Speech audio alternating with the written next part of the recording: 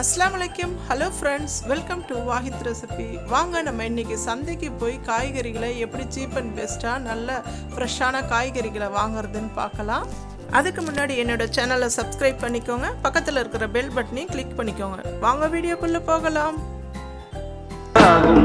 சிட்டிக்கு பக்கத்தில் இருக்கிற கிராமங்கள்லையோ இல்லை டவுனுக்கு பக்கத்தில் இருக்கிற கிராமங்கள்லையோ இந்த மாதிரி வாரம் ஒரு தடவை சந்தை போடுவாங்க. அந்த சந்தையில் ஃப்ரெஷ்ஷான காய்கறிகளும் கிடைக்கும். அது இல்லாமல் நேரடியாக விவசாயிகள் கொண்டு வந்து விற்பாங்க. அவங்கள்ட்ட வாங்கினா அவங்களுக்கு நல்ல லாபம் கிடைக்கும். வாரம் ஒரு தடவை நம்ம வீட்டுக்கு தேவையான காய்கறிகள் வாங்கவும் செய்யலாம்.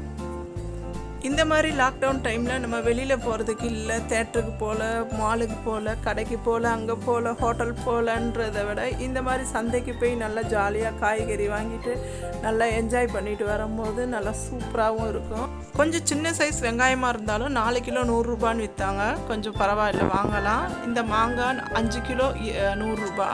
நல்லா ஃப்ரெஷ்ஷாக இருந்துச்சு. நல்ல காய்கறி நல்லா சீப் அண்ட் பெஸ்ட்டாகவும் இருந்துச்சு. நல்லா ஃப்ரெஷ்ஷாக இருக்குது பாருங்கள். கிராமத்தில் வாரம் ஒரு தடவை போடுற சந்தைன்றதுனால வீட்டுக்கு தேவையான எல்லா பொருளும் இருந்துச்சு. கத்திலேருந்து இந்த இரும்பு சாமான்லேருந்து, கோழிலேருந்து, வாத்துலேருந்து, அதுக்கப்புறம் விதைகள்லேருந்து எல்லாமே இருந்துச்சு. நம்ம ஒரே இடத்துல போய் பார்த்து வாங்கலாம். சந்தைக்கு போகணும், காசை கொடு. கிராமத்தில் இருக்கிறவங்களுக்கு கடை எதுவும் அதிகமாக இருக்காது. இந்த மாதிரி வாரம் ஒரு தடவை சந்தையில் வாங்கி வச்சுக்கும் போது அவங்களுக்கு ரொம்பவே யூஸ்ஃபுல்லாக இருக்கும். இது மாதிரி சந்தையில் போய் காய்கறிகள் வாங்கும்போது வீட்டில் விளைஞ்ச காய்கறிகள் கூட எடுத்துகிட்டு வந்து விற்பாங்க. நல்ல சத்தான ஆர்கானிக் காய்கறிகள் கூட நம்ம வாங்கிறதுக்கு ரொம்பவே சான்ஸ் அதிகமாக இருக்கும்.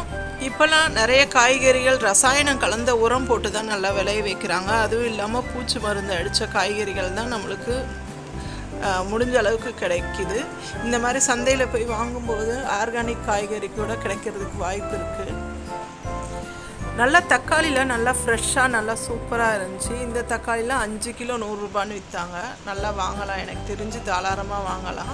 உங்களுக்கு இந்த மாதிரி சந்தைக்கு போன அனுபவம் இருந்தால் எனக்கு கமெண்ட் பண்ணுங்கள். கருவாடுலாம் நல்லா ஃப்ரெஷ்ஷாக இருந்துச்சு. இதை பாருங்கள், நல்லா கருவாடு சூப்பராக நல்லா நிறைய வெரைட்டி கருவாடு கிடச்சிது. நம்ம சேனலில் பச்சை கருவாடு குழம்பு எப்படி செய்கிறதுன்னு நான் ரெசிபி போட்டிருக்கேன். இந்த மாதிரி நல்லா ஃப்ரெஷ்ஷான கருவாடு கிடச்சிதுன்னா நீங்களும் அந்த மாதிரி பச்சை கருவாடு குழம்பு செஞ்சு சாப்பிட்டு பாருங்கள். ரொம்பவே சூப்பராக இருக்கும்.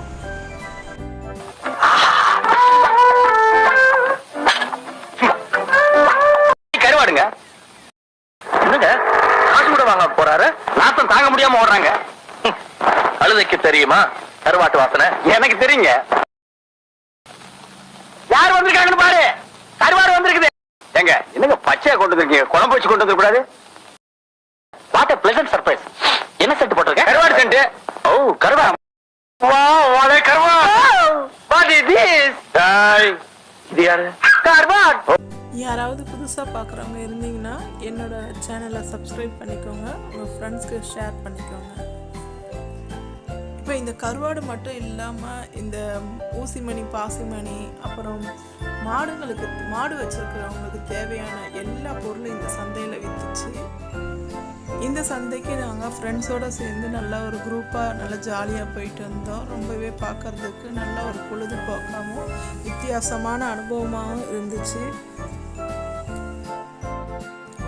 இந்த சந்தையில் எல்லாம் காய்கறிகளும் வாங்கிட்டு அப்புறம் மாடி தோட்டத்துக்கு தேவையான விதைகள் விற்றுச்சு. அதுவும் நாங்கள் கொஞ்சம் வாங்கினோம். விதைகள் நம்ம கடையில் போய் வாங்குறத விட இந்த மாதிரி நல்ல தரமான விதைகள் நல்லா கிடச்சிது. நல்ல தரமான நாட்டு விதைகளும் இவங்கள்ட்ட கிடைக்குது. வெளிநாடு வாழ் இந்தியர்கள் திரும்பி போகும்போது இவங்கள்ட்ட ரெகுலர் கஸ்டமராக இங்கேருந்து விதைகள் வாங்கிட்டு போய் அவங்க அங்கே செடி நட்டுருக்காங்களாம். நல்ல தரமான விதைகளாகவும் இருக்குன்னு இவங்கள தேடி வந்து விதைகள் வாங்குறத அவங்க வாடிக்கையாகவும் வச்சுருக்காங்க. நான் விதைகள் போட்டு 1 வாரம் 10 நாள்லேயே நல்லா தளிர் விட்டு நல்லா செடிகள் வர ஆரம்பிச்சிருச்சு.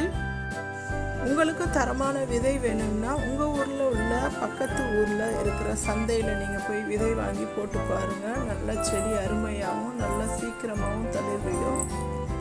சமைக்கிறதுக்கு தேவையான புளியெல்லாம் நல்லா ஃப்ரெஷ்ஷாகவும் நல்லா புது புளியாகவும் நல்லா கம்மியான விலையிலையும் நல்லா கிடச்சிது.